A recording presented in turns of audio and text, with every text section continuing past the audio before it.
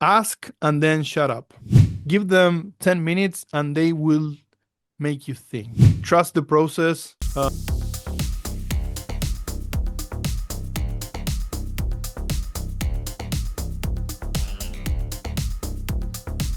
This is the Future of the Future show.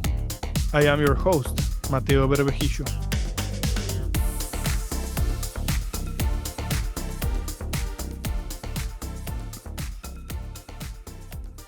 Thank you for tuning in and welcome back to the Future of the Future podcast. This is not just another episode. This is our 200th episode. Time flies. When I started the show back in March of 2023, I never really thought that far into the future, nor did I visualize getting here. Today, I want to do more of the talking myself, but I also want to bring our dear Anabella Gonzalez, Annie, to the forefront so she can interview me. Annie usually stays in the background, but she helps me put everything together, publish the episodes, and even find some of the best guests we'd had on the show. In short, she makes my life easier. So, without further ado, I want to introduce the great Annie and let her drive the interview today while I sit on the guest side to answer questions about our journey so far. Hello, Mate. Thank you for that introduction. And first of all, congratulations on this huge milestone. And well, thank you for the honor of being your interview today and for your words. It's true that I am part of the Future of the Future podcast, but always on the other side. So I have to be honest, I'm a little bit nervous, but I promise I'll do my best. So count on that. And well, let's start. First of all, as you said, the first episode was launched in March of 2023, 3 years, but we know that in technology, it could feel as a little longer. Yeah. So, going back to the past, I want to ask you, and thinking about the world of that episode one, what surprises you the most? What has changed since that day? And what things for your surprise are still the same now? So I think the biggest change is the elephant in the room, AI. When I did that first episode with Brandon Anderson, we were talking about AI, right? The title of that first episode was "The Robots Are Not Here to Kill You Yet." Right, and our conversation was about, hey, how far is AI going to go? How far are you using AI? Is AI going to replace us, etc., etc., etc. Right. Um, it it was a start, right? And ChatGPT was working very well. Some things were work. Claude was not even in the picture back then, um, but then it accelerated like crazy. 2023 was still a question mark. 2024 got intense.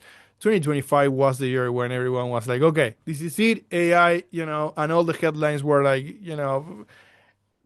software developers are not needed anymore. AI is going to do the whole work, etc., etc. So a lot of things change. We are all using AI like crazy. You use AI, I use AI, AI, AI, AI. Everyone is using it, right? And I think I am way more productive today and I go faster and I do things that I did, will never have dreamed of before. So you have to use AI, right? Um, and all of our engineers are using AI and they are going, at least 30 to 50% faster, at least. Um, but at the same time, the question mark of will we need engineers in the future, I think the answer is yes. We keep getting hired and we are needed, and engineers are. When I say we, I say Exeter. I'm an attorney, but no. So engineers are needed, are doing a great job, and their job, I think, has evolved, right? So uh, I think gone are the days of I just need a front end developer that knows a little bit about this and about that. It's more like a full stack AI engineer. But you can build a prototype, you can build, an MVP on your own by coding. Once you want to scale and you want to build something that is reliable, etc., you need engineers, someone that knows the architecture of the whole thing and knows what they are saying yes to when they are interacting with AI. So it's another way of building software. Engineers are still needed. That hasn't changed. Okay, sure. And talking about you in that moment, what expectations did you have when you started the podcast? And what things have changed in the path? So I knew it was going to be. My expectations were to create something that will allow me to talk about technology in a different way. I'm not an Hmm. expert, I'm an attorney.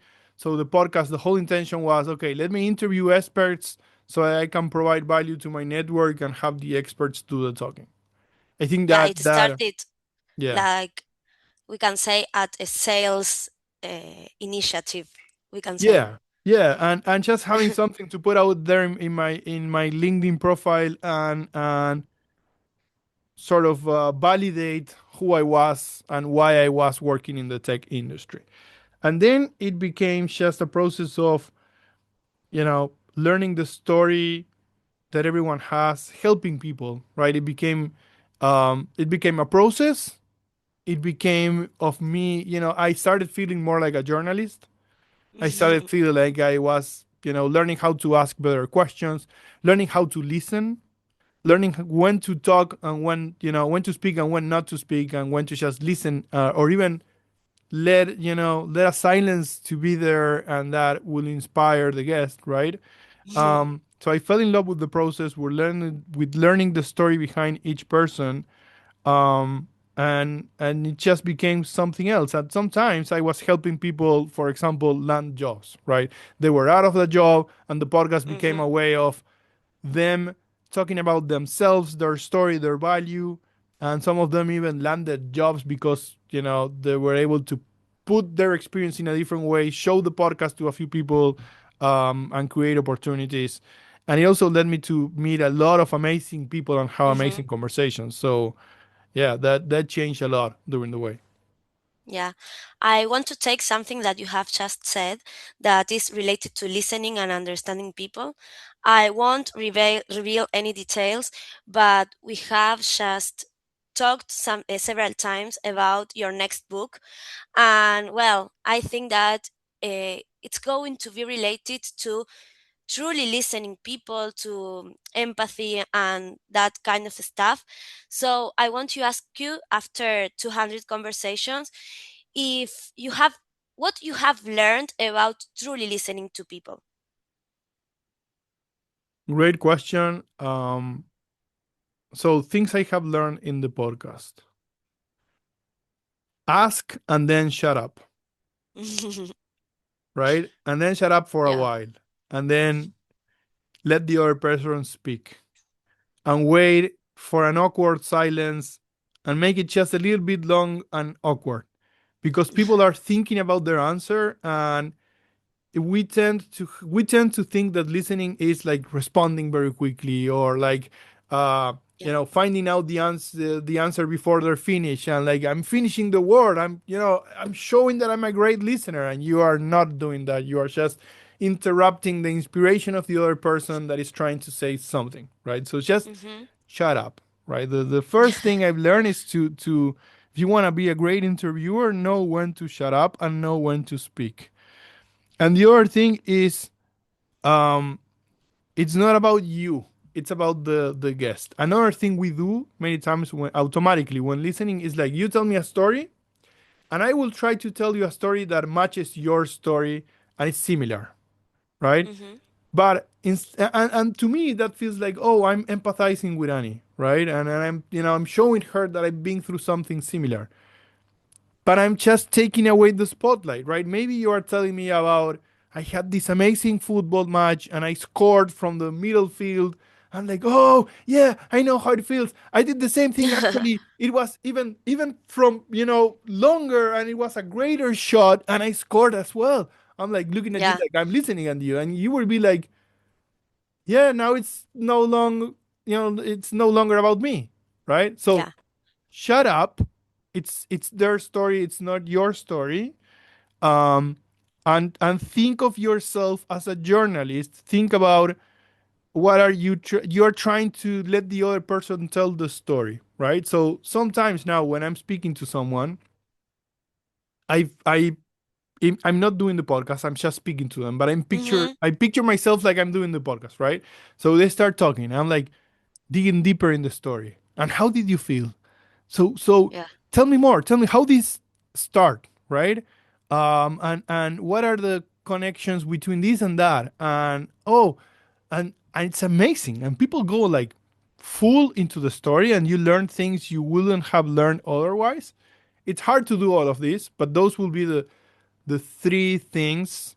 Let me put it backward. Think as a journalist, know when to shut up, and it's not your story, it's their story. Yeah. That's good because I'm a communications girl, so I know how important it is to listen to others. But it's true that we don't usually take the real time to do that. Like maybe we ask, but we want like a short and quick answer and go to other thing. And yeah, that's very powerful.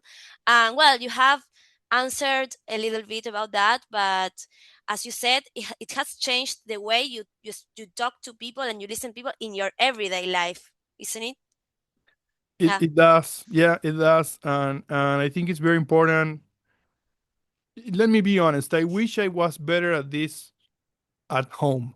Maybe I think at home I don't practice this in the best way possible because I get anxious or I want to get somewhere and probably with the people I love the most is where I Mm, should improve the most, right? um but otherwise with friends, clients, I travel a lot. I visit a lot of people in the US and I just sit with them and I have no agenda and I just listen and ask questions, right? And I think this has made me way better at doing that. Way better at I don't I I'm walking into a meeting, someone maybe I just met a few times on a Zoom call, and I'm having dinner with them, and it can be like a okay, it can be an awkward moment, right? But I just love that moment of a one-on-one and just being able to ask questions and learn more. Uh, and I also know how they are going to feel about that. And it's not annoying. It's an opportunity for them to talk about stuff that matters to them. yeah. And maybe they are waiting for someone to ask them these kind of things. Yeah. Yes. And related to that, I wanted to ask you if, for example, you can tell when someone is saying something only because it sounds good and not because they really think or feel that way. Sometimes it happens. Sometimes people will, um, instead of just, it's not flowing the conversation, it's more like there's a script, right? Mm, So yeah. sometimes there is a script. Sometimes it's people that just feel nervous without a script, right? And so I get it. Um, but even in the presence of a script, that script can be more real or less real. And I Mm, think it becomes more real when there's a story, and stories are never perfect. And it becomes less real when there's a speech, and speeches tend to be more perfect. Like, we should always do blah, blah, blah. We all know. We all know the theory, it's always perfect, right? But the yeah. practice is a mess. It's always a mess. Yeah. You and I are a mess, right? We have great things, bad things in between. And so you see that when it's too perfect, it's like, yeah, okay. It's not true. Yeah, too perfect. Well, nice. I guess that in all this journey, you have interviewed people that has marked you in some way, like with their stories, their learnings, whatever. And if you think about these kind of people that marked you, what they have in common between them? I think they have the sort of the ability to make you think, to question yourself, and to do that on a call answering random questions in a podcast, right? It's like give them 10 minutes and they will make you think. And you are thinking as they are speaking, you are like, traveling around and thinking about something in your life and thinking and you are going like, wow, this is so obvious now, but I never thought about it that way or put it that way, right? And so they make you think, they keep it simple, right? Mm. To be able to make you think, they keep it simple and they turn the complex simple so that you understand it, right? Um, and they sort of this is going to sound cheesy, but they touch your heart in some way or another, right? They say something that you go like, you're making me feel something, good, bad, whatever, but you're making me feel something. Yeah, you are not the same I'm not the after same. you. Yeah. Yeah, there you go. And do you have can you think about like an episode or person or whatever that had the ability of change your mind in some way, like something you thought, something you felt, I don't know.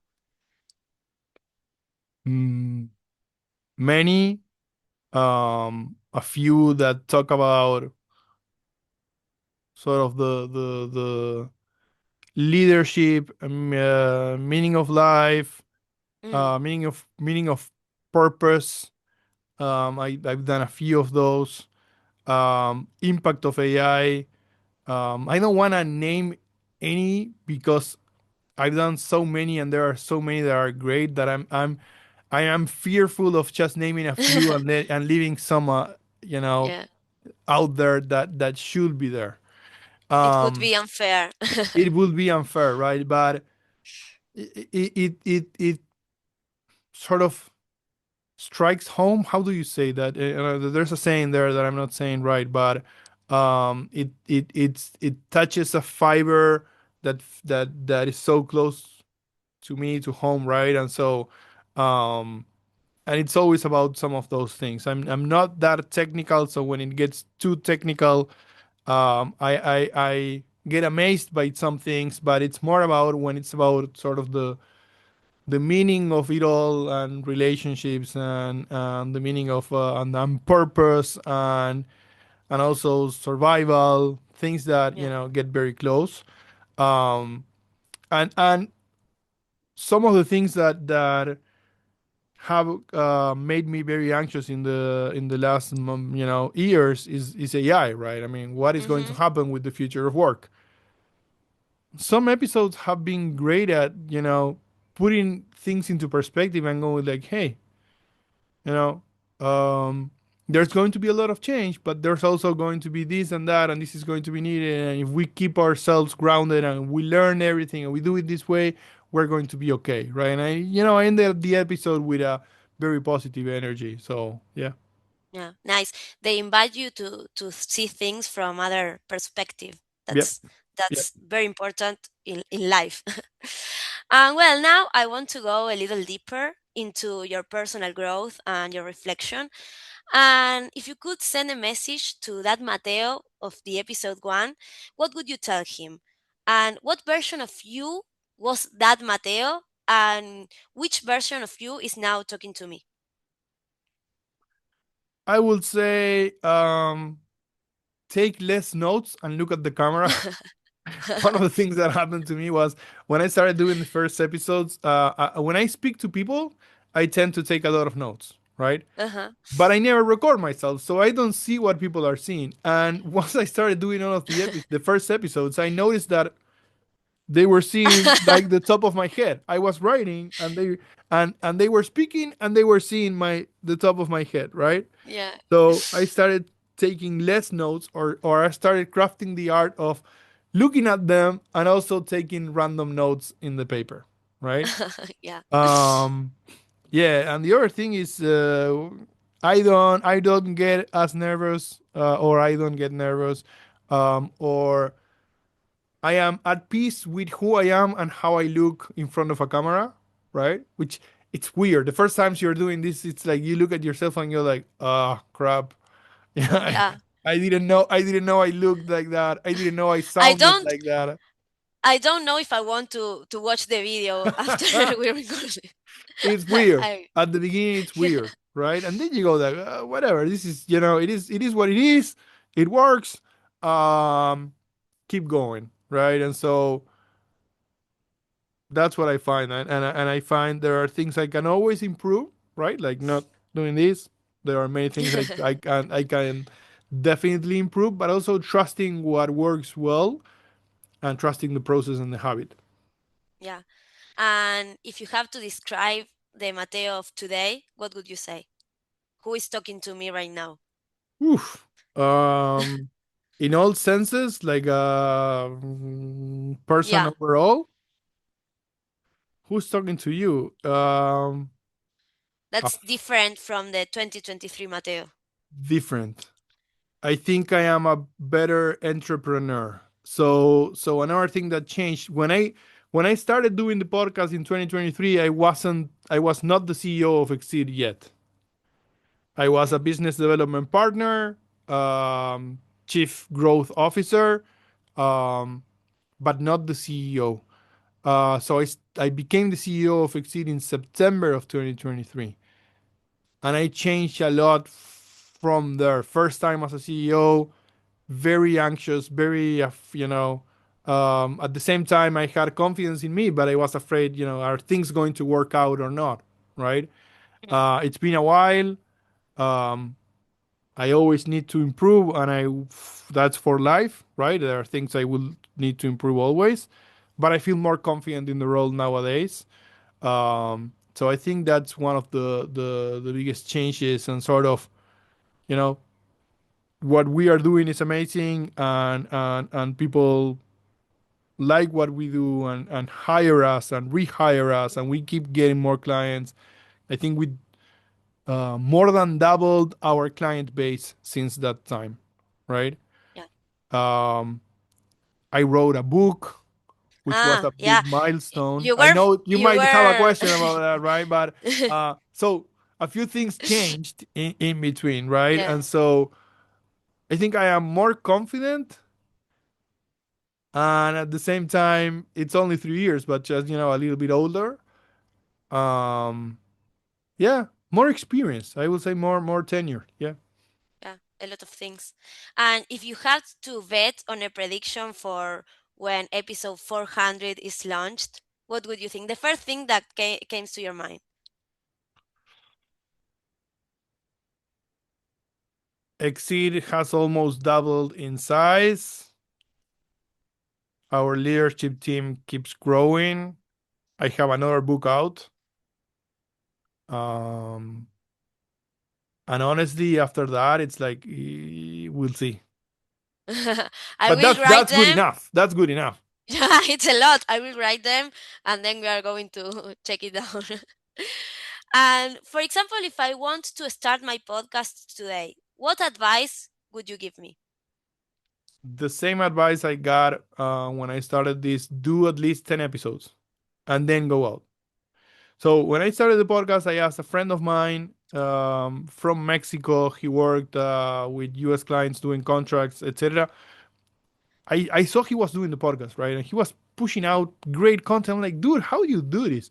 And he said, okay, let's get on a call. He told me, tools, keep it simple. Use Zoom, don't go crazy. There are other tools, but Zoom is good enough, Yeah. right? Um, Questions, try to have like a prep and try to do some questions before. But the most important thing he told me, and he said, this is the most important thing I'm going to tell you, is do record 10 episodes before you even go live, because that will give you momentum, right? So you publish Hmm. episode one, and you know that you have 9 episodes lined up. So you have time to interview a lot more people. You don't get choked on it. And it's like, okay, I'm going to adjust and see how people react. And you keep releasing episodes and you have time to adjust. So Hmm. that momentum, I think it's very, very important, and it changes everything. Maybe you are doing live shows and that's a different story. Yeah, But I of think course. that's a good recommendation. Wow, nice. And well, we are getting to the end, and I want to ask you the last question. And it is, if you had to describe your journey as a podcast host in only one sentence, what would it be?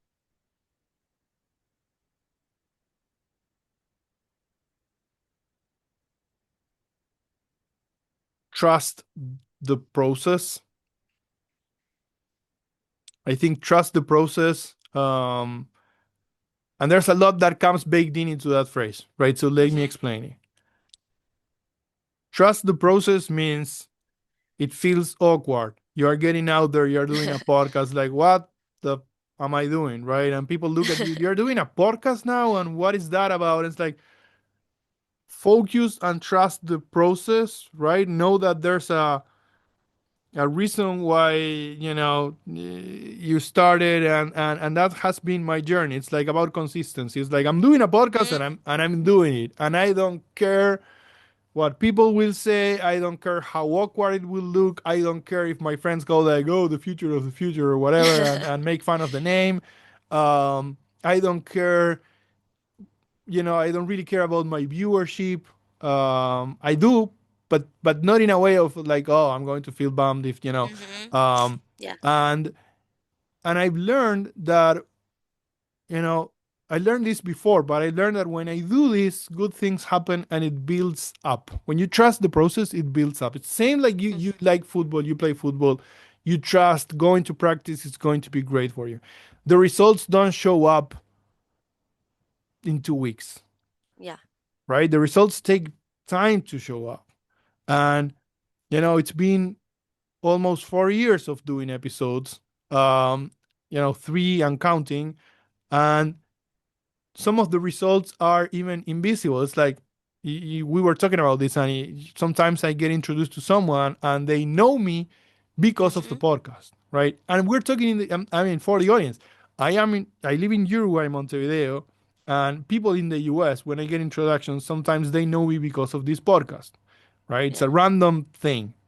Um, Trust the process. It all goes back to that trust in the process, and that discipline and consistency that comes within that word process, right? Process And means a lot, patience. and patience means a lot of things.